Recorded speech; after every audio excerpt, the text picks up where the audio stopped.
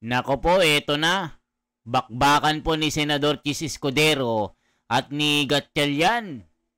Itong si Gatchalian, mga kababayan, marami daw paligoy-ligoy.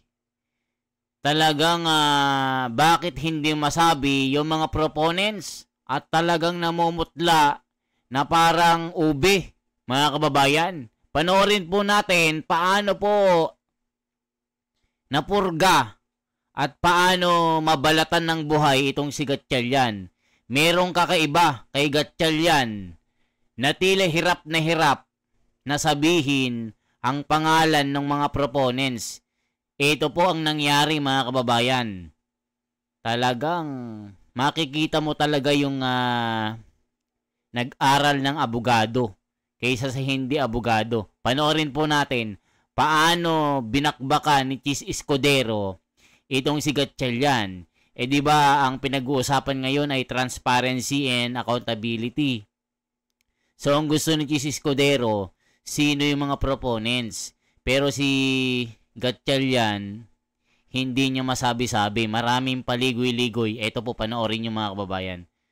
Nabakbakan itong si Gatchalian. Kakaiba kasi ang kinikilos. Yan pong sinasabi ng mga komento.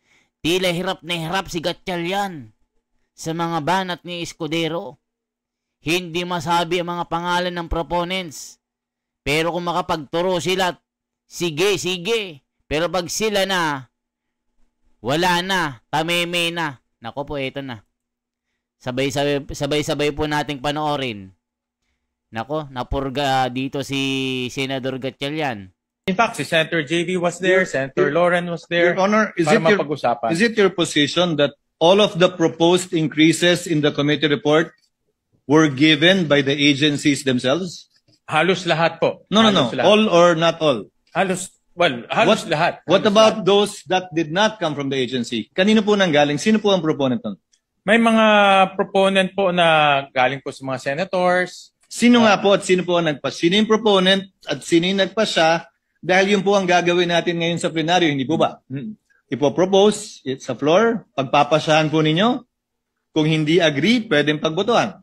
So pwede po bang malaman, nakalagay po ba sa mas kinasaang transparency portal na ginawa natin, isa sa mga unang resolusyong pinasa natin, kaugnay sa budget, kung sino nag-propose individually nitong mga ito? Halimbawa po, I'll just pick at random, Your Honor. Yung 1 million increase ng Bureau of Treasury, agency? Proposal? Yan po ay galing po sa unprogrammed funds. At inilipat ho natin sa program. Proposal po ba yan ng agency? Proposal ho ng technical working group nung pinag-usapan ho. Ano pong pangalan at address ni TWG? I mean, again, we want transparency, Your Honor, right? So we have to put it on the record. Yeah. Well, the whole changes involved. Dito hindi masabi ni Gatchalian sino-sino yung nasa technical working group. Sinasabi ni Chis Escudero, di ba gusto natin ng transparency dito? Ba't ang dami mong paligoy-ligoy? Hindi mo masabi mga pangalan. Senator Gatchalian, ano na? Ba't hindi mo masabi-sabi ng diretsyo? Ano yun, pinagtatakpan? Tignan natin, tuloy natin, paano nabalatan ito at napurga ni Chis Escudero. Kasi nga mga kababayan, pag silang turo sa mga senador, pag sila na tameme, tignan nyo, hindi nila mabanggit-banggit yung mga kaibigan nila. Tuloy natin. In the committee report is about, according to you, 326 billion. So isn't it just proper and right that we know who the proponents are of these proposals? Marami ho kasing mga proposals pinapadala ho sa amin in writing. In iba ho ay tinatry ho natin ma-accommodate by finding sources. So lahat naman ho yan in writing pinapadala ho Mr. Chairman, ulitin ko po ulit. Mr. President, I'm sorry. Wala naman pong problema eh. Ang tanong ko po, nakasulat po ba yan sa mas kinasaang transparency portal na nilabas ninyo kung kanino nang galing yung mga proposal na nilagay sa committee report ng Committee on Finance at sino po yung nag-approve. Hindi po pwedeng, alam mo yun, komite, Nakuha po. Opo. So, again, at random, I presume, the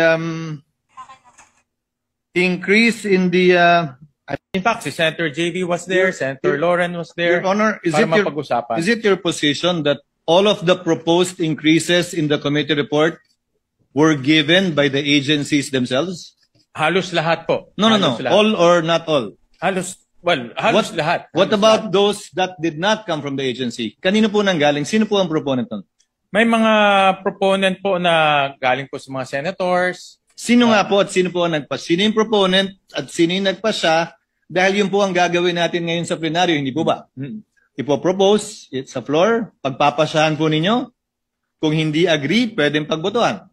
So pwede po bang malaman, nakalagay po ba sa mas kinasaang transparency portal na ginawa natin, isa sa mga unang resolusyong pinasa natin, kaugnay sa budget, kung sino nag-propose individually nitong mga ito? Halimbawa po, I'll just pick at random, Your Honor. Yung 1 million increase ng Bureau of Treasury, agency? Proposal?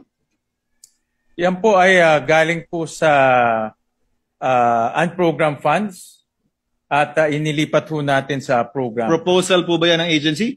Proposal ho ng technical working group nung pinag-usapan ho. Ano pong pangalan at address ni TWG? I mean, again, we want transparency, Your Honor, right? So, O, kita nyo, hindi masagot-sagot ni Gatchalian. Dami mo paligoy-ligoy, ba't di mo masabi sino mga proponents? Namumutla ka na dyan. Sabi ni Senador Marcoleta at ni Chis Escudero Pero kayo, kung makaturo kayo, bato-bato sa langit, tamaan di magalit. Tignan nyo mga kababayan.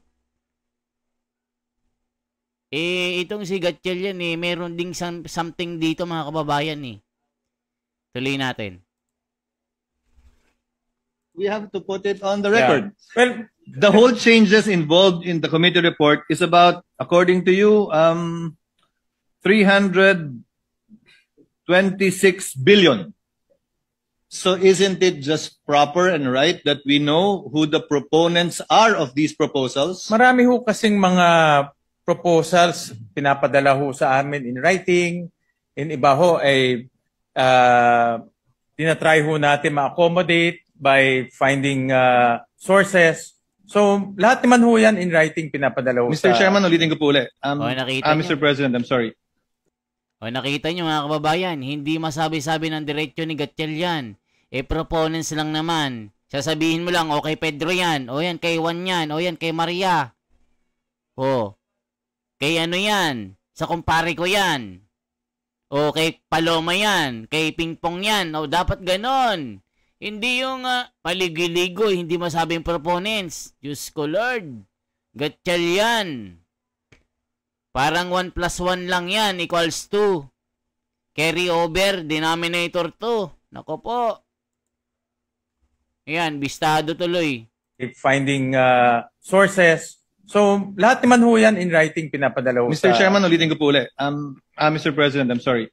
Wala naman pong problema Ang tanong ko po, nakasulat po ba yan sa mas kinasaang transparency portal na nilabas ninyo kung kanino nang galing yung mga proposal na nilagay sa committee report ng Committee on Finance at sino po yung nag-approve?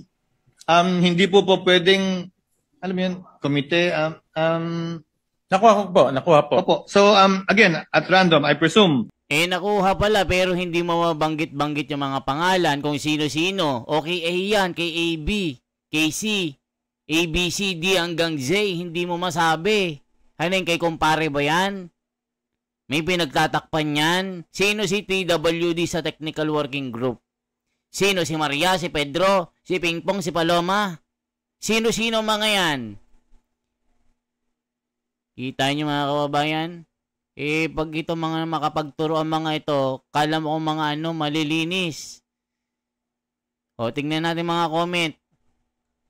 Ito pa yung mga comment to, mga kababayan ko.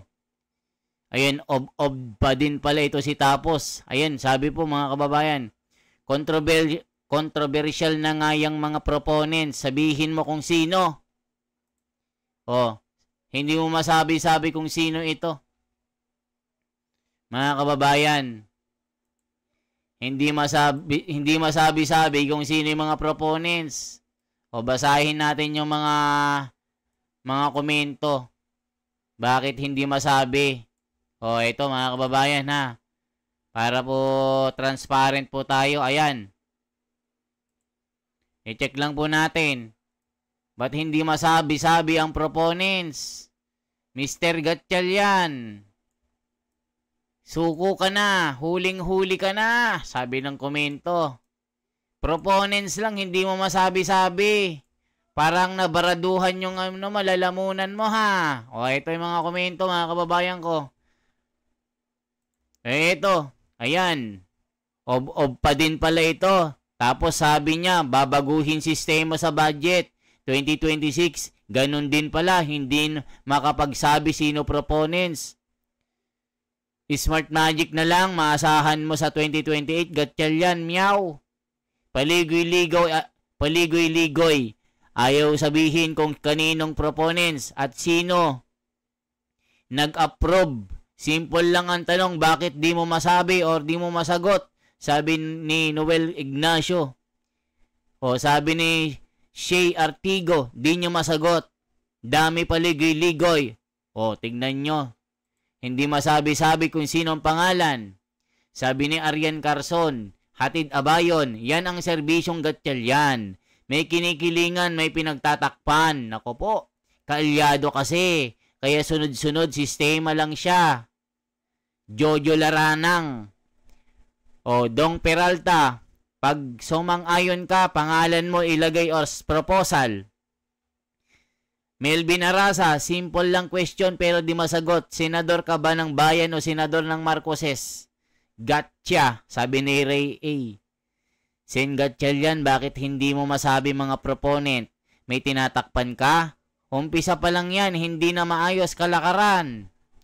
Simple lang tanong nang di mo masagot o baka naman ayaw talaga sagutin ng diretso kasi mabubuko kung sino-sino ang mga proponents. Wala talagang pagbabago. Walang pangalan. Almin Omras. O nakita nyo mga kababayan ko? Doon pa lang sablay na si Gatchalian Ba't di mo masabi Gatchalian? Ba't di niya alam sabihin? Sabihin ng proponents, bilis mo, tagal mo, uwi na kami. Tignan mo. Ganon. Ganon pa rin sistema, nakawan pa rin, wala nang nagbago. Rich Borsilia, namumutla na siya para ng ube. Grabe, may issue pa ngayon pero nag-i-insertion pa sila. Gatchalian, nako po. Sabihin mo na kasi ulol, nako po, Babylin, halatang may tinatago Gatchalian, sabihin mo na, namumutla ka na, para ka ng ube, sabi ni Ferdinand. May nanakawin na naman huli, halaka, siguro nga naman, paanong nanalo tong si Gatchalian? Hindi marunong sumagot. Ang tanong Senator Gatchalian, Bernaldo, sino ang mga proponents? Dapat pangalanan mo kung sino ang dami mong paligoy-ligoy.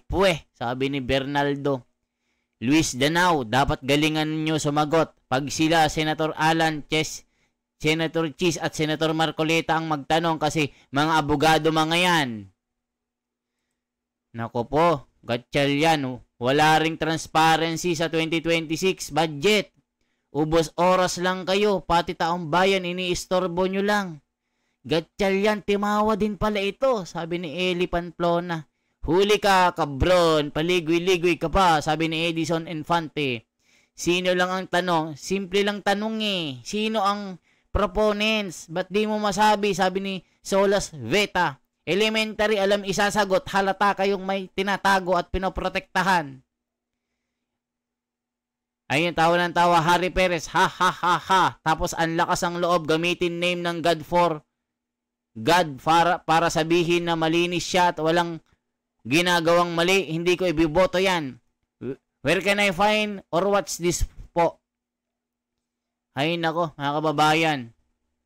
Yari si Gatchalian dito, hindi masagot-sagot yung Simpleng tanong ulitin natin. The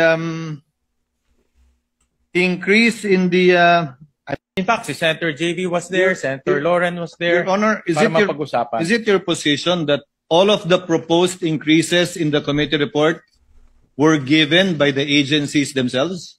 Halos lahat po. No. Lahat. All or not all? Halos lahat. What Halos about lahat. those that did not come from the agency? Kanino po nanggaling? Sino po ang proponent nun? May mga proponent po na galing po sa mga senators. Sino nga po at sino po ang sino yung proponent at sino yung nagpasya dahil yun po ang gagawin natin ngayon sa plenaryo, hindi po ba? Ipopropose sa floor, pagpapasyahan po ninyo. Kung hindi agree, pwedeng pagbotohan.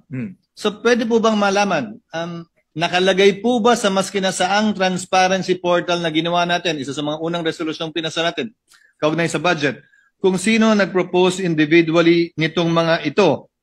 Halimbawa po, I'll just pick at random, Your Honor. Yung 1 million increase ng Bureau of Treasury, agency? Proposal? Yan po ay galing po sa unprogrammed funds at inilipat ho natin sa program. Proposal po ba yan ng agency? Proposal ho ng technical working group nung pinag-usapan ho. Ano pong pangalan at address ni TWG? I mean, again, we want transparency, Your Honor, right? So we have to put it on the record. Yeah. Well, the whole changes involved in the committee report is about, according to you, 326 billion. So isn't it just proper and right that we know who the proponents are of these proposals? marami ho kasing mga proposals pinapadala ho sa amin in writing. In iba ho ay tinatry ho natin ma-accommodate by finding sources. So lahat naman ho yan in writing pinapadala ho Mr. sa... Chairman, ulitin ko po ulit. Mr. President, I'm sorry. Wala naman pong problema eh. Ang tanong ko po, nakasulat po ba yan sa mas kinasaang transparency portal na nilabas ninyo kung kanino nang galing yung mga proposal na nilagay sa committee report ng Committee on Finance at sino po yung nag-approve? Hindi po pwedeng, alam mo yun, komite, Nakuha po. Opo. So, again, at random, I presume, the Nakuha pala, ba't di increase in masabi-sabi? In fact, si Senator O, di ba, mga kababayan, nakuha pala pero hindi mo masabi kahit isang pangalan ng mga proponents. TWD ka ng TWD. Technical Working Group, TWG, sino ang mga yon? Ito, ginagawa mo rin tanga mga Pilipino eh. Isa pa pala to, nagbibigay ng problema sa bansa natin, sabi ni Raquel. Ayan, kayo nang bahala mga kababayan. Anong masasabi nyo kay Senator Gatchalian? Isa ring problema ito eh. Isipin nyo, gusto nila ng transparency. Hanggang ngayon wala pa. Ni proponents po mga kababayan na pinagmumulan ng pagnanakaw ng pera ng bayan, hindi masabi. Paano kayo magtitiwala na malinis ang 2026 budget na ito? I-comment nyo ba mga kababayan? I-comment nyo. Pati ICI, pinaglololoko na tayo. Ginagawang bobo mga Pilipino. Sabi nila transparency. Pero anong nangyari? Secret investigation. Walang power ang ICI. Kaya ICI, mag-resign na kayo. Ibasura na yan. Ibalik si Marcolita sa Blue Ribbon Committee. Ibalik ang Blue Ribbon Committee. Mas maigi pa yon. Nakikita ng taong bayan. Okay? Mga kababayan, salamat. Ako si The Wonders Philippines. Isang like, isang share po, at isang subscribe. Salamat po.